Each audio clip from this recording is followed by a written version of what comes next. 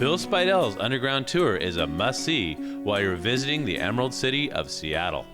This leisurely walking tour takes you below the sidewalks and streets of downtown Seattle as you roam the subterranean passages that were once the main roadways and first-floor storefronts of the city. This historical and fascinating tour with a twist comes with stories the city's pioneers might not want you to know about. Our guide, Dave Clavey, took us underground and revealed to us the past and dark secrets of Seattle. So where are we? We are in the Pioneer Square neighborhood, our historic neighborhood. We're one level below the current street. Okay, and what's this place called? This tour, I'm sorry. Bill Speidel's Underground Tour. Tell me a little bit about Bill Speidel. Bill Speidel's the journalist who started this tour in 1965 in an effort to help save Pioneer Square's historic neighborhood, which in the 1960s was in danger of the wrecking ball. So, along with several architects, he made the effort to save the neighborhood. His contribution was Seattle's only true history tour. So we take people through the ruins of the original city of Seattle, dating from 1851, and the city burned to the ground in 1889. Burned to the ground? How did it burn to the ground? That was a glue fire. It was actually a cabinet maker's shop. And a Swedish immigrant by the name of John Back knocked over a boiling glue pot on the wood shavings soaked with turpentine. The cabinet maker's shop was next to an ammo dump and a liquor store, and it had a paint shop on top. So it didn't take much. Right? A great combo. Wow. Made the fire burn out of control. So it only took 12 hours to burn the entire city. You're kidding. And no one died. Really? Now, how did they put the fire out? Did they have a fire department, or? Well, they had a Keystone Cop fire department. Now, this tour is not all about the fluffy, beautiful things in Seattle. I mean, Bill Speidel wanted to kind of get a little down and raunchy, huh? He went for the lowest common denominator, and he dug up all the dirt, scandal, corruption, and vice on our founding and our founding fathers. Yeah, for example, this wall. This wall is half of a current street called Yesler Avenue, which is the original skid road in the west. Skid road is a logging term. They would skid. And it was skid road. Skid road. They would skid, cut trees down a very steep hill to the sawmills in the waterfront.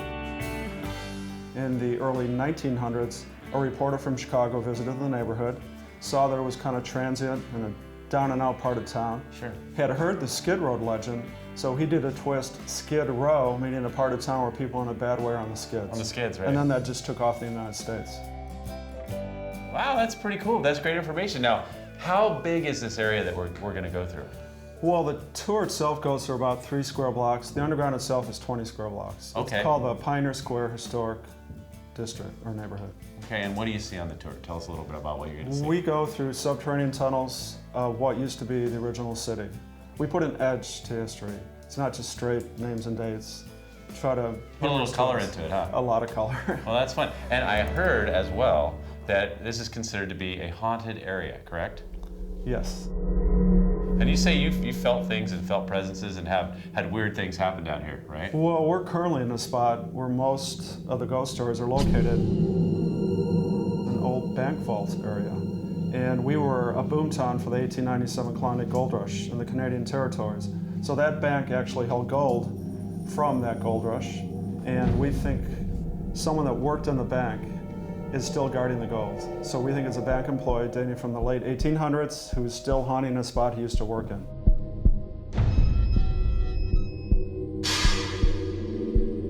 Also, Chief Seattle, our namesake, one of his tribes, the Duwamish, had their village at this level in that area. So quite a few people have walked through that section and they've seen the spirits of Native Americans.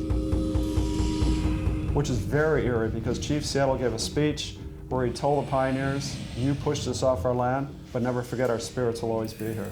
So we think Chief Seattle... I just got some chills when he said that. We think the Duwamish haunt this spot, along with the bank. Wow, so there's a lot going on down here. We think so. We do a nighttime tour of the same space called the Underworld Tour, or the Red Light District. And what's that all about? Well, it's adults only. You get a drink with the tour in our lounge, which is a restored Wild West saloon. Did Wyatt Earp have something to do with that at one point? Well, Wyatt Earp was in the neighborhood. Wyatt Earp would follow gold rush boomtowns that were flush with money. So he was in this neighborhood for about 2 years. He had his own club, and he also ran a gambling game called Faro out of a saloon in this neighborhood called the J&M Card Room. So Wyatt Earp was here because of the gold rush. So with that tour, you experienced the more seedy side of of old Yeah, Seattle. we don't pull our punches. And on the Underground Tour, back then, prostitutes were taxed as seamstresses. That way the city could legally get around that occupation and still make money off of it. Right, right. We go straight to the stories of the red light district.